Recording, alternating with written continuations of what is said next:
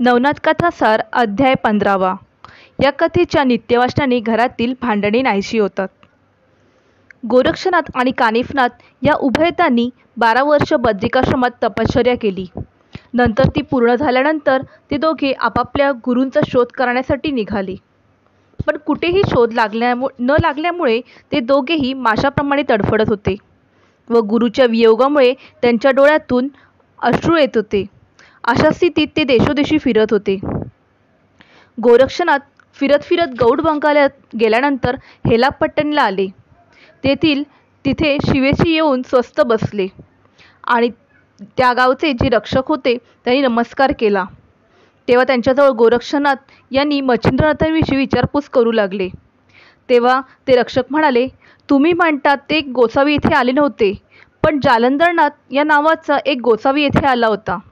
तो सूर्यासारखा मोठा तेजस्वी असून आधाराशिवाय त्याच्या डोक्यावर गवताचा भारा राहत असे. तो ते गवत रानातून आणत आणि गावातील लोकांच्या गायींना घालत. ते येथे सुमारे 1 वर्षापर्यंत राहिले होते, पण पुढे ते कुठे व केव्हा गेले याची कोणास माहिती नाही. या गोष्टीत आज सुमारे 10 वर्ष होत आली. ते भाषण ऐकल्यानंतर मी तप सोडून त्यांचा शोध करेन व हिंडेन म्हणून गुरूंचे नाव पालटले असावे अशी अनेक कल्पना त्या गोरक्षनाथांच्या मनात येऊन गेल्यावर त्यांना आतुनात दुःख झाले. त्या समयी ईश्वरकृपेने गुरुची व तुझी भेट होईल, तू काळजी करू नकोस असे ते रक्षक त्यांची समजूत करत होते. पुढे अमळचा विवेक करून गावात भिक्षेस ते गेले. ते घरोघरी भिक्षा मागवायस फिरत असता तेथे जालंधरनाथ जिथे पुरले होते तिथे त्यांनी अलग शब्द करताच जालंधरनाथाने आदेश असा शब्द केला. तेव्हा गोरक्षनाथाने आदेश करून आपले नाव काय म्हणून विचारले. त्यावरून मला जालंधरनाथ म्हणतात असे आतून उत्तर आले व तसेच त्यांनी तुझे नाव काय म्हणून व तुझा गुरु कोण असे विचारले. त्या गोरक्षनाथाने सांगितले की माझा गुरु मच्छिंद्रनाथ होय. या देहास गोरक्ष असे म्हणतात. मग तुमची ही अवस्था कशी झाली इत्यादी प्रश्न गोरक्षनाथाने विचारल्यानंतर जालंधरनाथाने सविस्तर मजकूर त्यास सांगितला. ते ऐकताच गोरक्षनाथ रागवून गोपीचंद राजाचे समूळ वाटोळे करून निघण्यासाठी जालंधरपाशी आज्ञा मागू लागले. पण पुढील भविष्य जाणून त्यांनी त्या कामास हात घालण्यास मनाई केली. ते म्हणाले, तू तूर्त या भरीस पडू नको, ही गोष्ट कुणाजवळ बोलू नको. तुझा व माझा शिष्य कानिफ ह्याची जेव्हा भेट होईल तेव्हा त्यास मात्र तू सर्व हे कच्चे वर्तमान सांग. म्हणजे तो येथे येऊन हरयुक्तीने नाथपंथांचा उत्कर्ष होण्यासाठी राजस वाचून मला या खाचेतून बाहेर काढील. आता ही गोष्ट नीट लक्षात ठेवून तू तीर्थयात्रेस जा. मग गोरक्षनाथ आदेश करून तेथून निघाले व फिरत फिरत जगन्नाथास गेले. इकडे कानिफनाथ गावगांना उपदेश करीत चालले होते. पुष्कळ लोकही त्यांचे हौशीने शिष्य होत. त्यांचा समागमे 700 शिष्य निरंतर असत. ते फिरत फिरत श्रीराज्यात आसपास गेले. त्या राज्यात पुरुष वाचत नाही हे सर्वांना ऐकून ठाऊक होते, म्हणून पुढे जाण्यास कोणीही धजेना. पण कानिफनाथांचा श्रीराज्यात प्रवेश करण्याचा रोग दिसल्यावरून शिष्यमंडळीमध्ये मोठी गडबड उडून गेली. तरी त्यातून कित्येक असेही म्हणू लागले की गुरूंचे पाय मनापासून धरल्याशिवाय जीवाचे भय कसले. तशातून तन मन धन इत्यादी सर्व आपण पूर्वीच याचं अर्पण केले आहे, तर आता जीवाची आशा धरून व्रतभंग करणे अनुचित कर्म होय. हा त्यांच्या मनसुबेचा सर्व प्रकार कानिफांच्या लक्षात आला.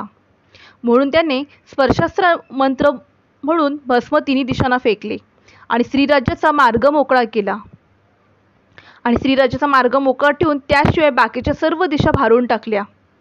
त्यातल्या असे करण्यास 2 कारणं होती. शिष्य पळून जाऊ नये म्हणून एक, आणि मारुतीचा उपकार त्या ठिकाणी पोचू नये हा दुसरा.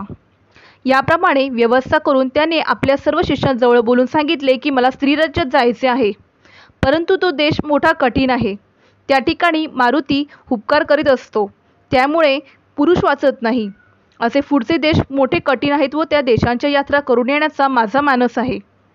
जर जालंधरनाथ गुरूंच्या चरणी माझा खरा विश्वास असेल तर दंग्या धोक्याशिवाय मनात धरलेल्या यात्रा करून सुरक्षित माघारी येईन. कदाचित जीवावर प्रसंग येऊन प्राणहानी झाली तरी उत्तम, परंतु मनात आले आहे त्यापेक्षा तिकडे जाऊन यायचे हे खचित. तर आता तुमचा विचार कसा आहे तो कळवा.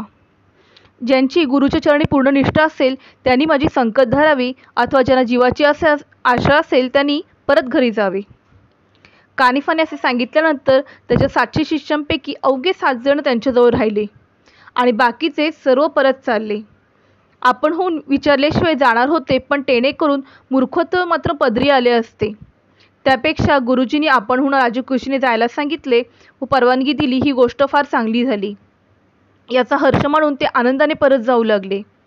ते गावच्या सीमेपर्यंत सुमारे 1 कोस लांब गेले, परंतु तेथे स्पर्शास्त्राने त्यास चिटकून धरले. जागच्या जागी खिळून टाकल्याने त्यांना हलता येईना. मग हात जमिनीवर ठेवून त्याच्या नेटाने ते पाय सोडण्याचा प्रयत्न करून पाहत होते, पण हातसुद्धा जमिनीवर चिटकून राहिले व सर्वजण ओंडवे होऊन राहिले. इकडे कानिफनाथांकडे राहिलेल्या 7 शिष्यांमध्ये विभक्त अस्त्रविभूती लावून त्यांना सांगितले की तुम्ही तिकडे जाऊन दुसरे शिष्य ओंडवे होऊन राहिले आहेत, त्यांच्या पाठीवर एक एक दगड ठेवा. अशी आज्ञा होताच ते 7 जण त्यांचा शोध काढीत तेथे गेले.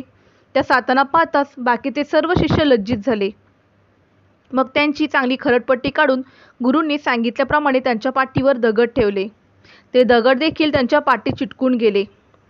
मग ते शिष्य रडून त्या दुःखापासून सोडण्यासाठी प्रार्थना करू लागले. तेव्हा ते 7 शिष्य म्हणाले, जीवाची आशा धरून येथे खुशाल असा. गुरुजी देश पाहून आल्यानंतर तुम्हा सोडून नेतील. संकटापासून सोडवण्यासाठी तर गुरु करायचा असतो, परंतु विश्वास धरणाऱ्यास तो मात्र फलद्रूप होतो.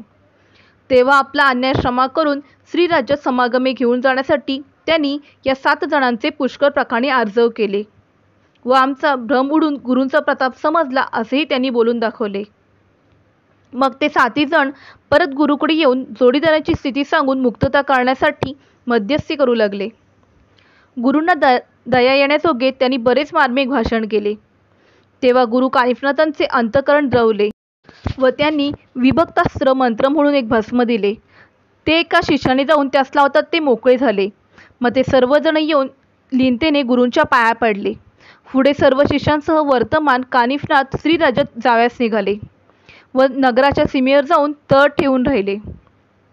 नंतर असा चमत्कार झाला की उपकार करण्यासाठी मारुती सेतुबंध रामेश्वराहून रात्री श्रीराज्यात जात असताना ते कानिफांच्या स्पर्शास्त्राच्या सपाट्यात सापडले गेले.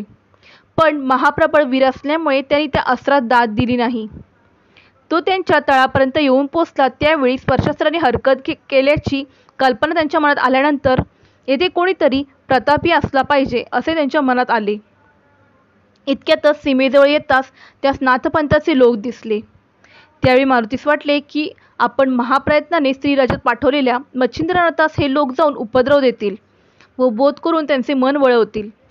मग तोही त्यांच्या समागमे स्वदेशाला गेला तर केलेले श्रम फुकट जाऊन राणीचा मुखचंद्र उतरेल व तिचे हेतू जागच्या जागी राहून जातील. यास्तव त्यांना दुर्बल करून परत लावण्यासाठी मारुतीने अतिविशाल असे भीमरूप प्रकट केले आणि हुबकार केला. तेव्हा सर्व शिष्य घाबरून गुरुजींच्या आड दडून बसले व रक्षण करण्याकरता गुरुस विनंती करू लागले की त्यांचे अवसान गळून गेले आहे. असे पाहून कानिफांनी त्यास पुष्कळ धीर देऊन सांगितले की पुढे काय चमत्कार होतो तो धैर्य धरून तुम्ही पहा. यांच्यापासून तुम्हाला काहीच धक्का बसणार नाही. नंतर कानिफाने वज्रास्त्र सिद्ध करून भस्म मंत्रून फेकले. ते कृत्य मारुतीच्या लक्षात आले. त्याच क्षणी ते आवेशाने मोठमोठे प्रचंड पर्वत कानिफांच्या अंगावर फेकू लागले, परंतु वज्रास्त्राच्या योगाने दगडाचे चूर्ण होऊन जाई म्हणून मारुतीने वज्रमुष्टीचा प्रहार करताच वज्रास्त्र क्षीण झाले. ते पाहून कानिफनाथाने कालिकास्त्र, अग्निस्त्र, वासवास्त्र, वायुअस्त्र अशी वरच्यावर सोडली. तेव्हा अग्निअस्त्राने वायुअस्त्राचे पुष्कळ पाठबळ मिळाल्यामुळे त्यांनी प्रलय उडवून दिला. त्यावेळी मारुतीने सर्व इलाज केले, पण काही चालले नाही. मारुती एकदम जेरीस येऊन गेला. मग मारुतीने म्हटले की मी तुझा मुलगा असता तू माझा प्राण घेऊ पाहत आहेस, तर अशा मुलाची दुर्दशा पाहून कोणत्या बापास सुख वाटणार आहे. अशा मतलबाची भाषा मारुतीने आपला पिता जो वायुअस्त्र आहे त्याची बरीच स्तुती केली. तेव्हा पुत्राच्या ममतेस्तव वातास्त्र म्हणजे वायुस्त्र क्षीण झाले. मग कानिफाने मोहिनी योजना केली. त्याने मारुतीस काहीसे भ्रमिष्ट केले, तरी त्याने अग्निअस्त्र समुद्रात झुगारून दिले. त्या तापाने समुद्राचे उदक कडू लागले. मग तो समुद्र मूर्तिमंत येऊन पाहू लागला असता कानिफ आणि मारुती यांचे युद्ध चाललेले दिसले. मारुती आपल्याकडून करवेल तितके उपाय योजून कानिफांचा पडाव करायला पाहत होता, परंतु त्याचे वर्चस्व कमी झाले नाही. उलट मारुतीचेच जर्जर होऊन त्यांना मूर्छा येऊन जमिनीवर पडले. मग मूर्तिमंत वायू पुत्रमोहस्तव मारुतीजवळ गेले आणि इतक्यात मारुती सावध होऊन पुन्हा युद्धाची धामधूम करण्याच्या बेतात आहे असे पाहून वायूने त्यांचा हात धरून सांगितले की हे नाथ मोठे प्रबळ आहे. पूर्वी मच्छिंद्रनाथाने तुझी कशी दुर्दशा करून सोडली होती याची आठवण कर. वाताकर्षण विद्या यांच्या जवळ पक्क्या आहेत, त्याच्यामुळे यांच्याशी सख्य करून तुझे कार्य साधून घे. सख्यत्वासारखी दुसरी कोणती युक्ती मला सुद्धा दिसत नाही. आणि असा समुद्राचा देखील अभिप्राय पडला. मग ते मारुतीला घेऊन कानिफनाथांजवळ गेले व त्यास परमप्रीतीने भेटले. कानिफनाथाने देखील वायू व समुद्र यास प्रेमाने नमस्कार केला आणि युद्ध का सोडलेस म्हणून मारुतीला विचारले.